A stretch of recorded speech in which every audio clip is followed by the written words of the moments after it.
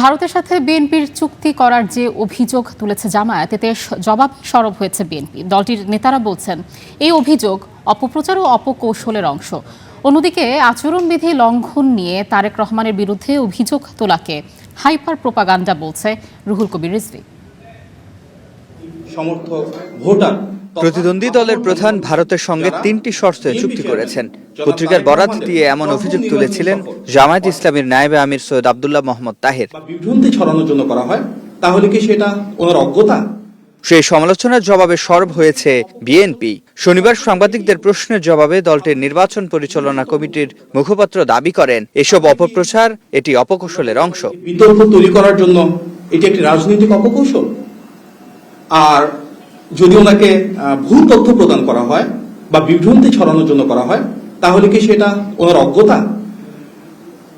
আমরা মনে করি এটা অপকৌশল বা অজ্ঞতা যেটাই হোক, ভারতের সাথে বিএনপির চুক্তির বিষয়ে যেসব কথা বলা হচ্ছে তা সম্পূর্ণরূপে অপপ্রচার।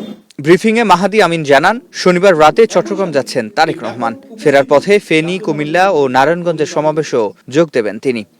আমাদের নেতা জনাব তারেক রহমান তার নির্বাচনী প্রচারণার অংশ হিসেবে আজকে চট্টগ্রামে যাচ্ছেন। এরপর তিনি চট্টগ্রাম পোলো গ্রাউন্ড মাঠে আয়োজিত নির্বাচনী সমাবেশে অংশগ্রহণ করবেন। সমাবেশ শেষ করে তিনি যাত্রাপথে ফেনীতে পাইলট হাই স্কুল মাঠে অনুষ্ঠিত নির্বাচনী সমাবেশে বক্তব্য রাখবেন। ভরসা পেতে নিজেকে হতে হয় পাতের মতো দৃঢ়, ঠিক যেমনটা জেরুসালেম।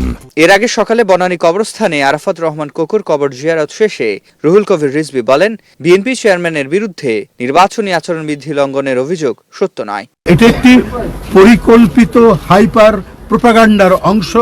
জনাব তারেক রহমান তিনি তার যে ডিসেন্ট কথাবার্তা, তার যে চমৎকার বক্তব্য এবং জনগণের সাথে সম্পর্কিত এবং জনগণের সাথে মিথস্ক্রিয়ার মাধ্যমে তার বক্তব্য যে আজকে প্রশংসিত হচ্ছে, তার নেতৃত্ব যে আজকে সারা দেশের মানুষের কাছে গ্রহণযোগ্য, এটিকে মেলাইন করার জন্য, এটি জনগণের কাছে বিভ্রান্তি তৈরি করার জন্য কথা বলা। এদিকে ঠাকুরগাঁয়ে নির্বাচনী গণসংযোগে বিএনপি মহাসচিব মুক্তিযুদ্ধের পক্ষের দল হিসেবে ধানের শীষকে ভোট দেওয়ার আহ্বান জানান। আপনাদের সামনে আসতেছে ভোট চাওয়ার জন্য, ওরা কিন্তু সেদিন এই স্বাধীনতার বিরোধিতা পক্ষে ছিল না, বিপক্ষে ছিল।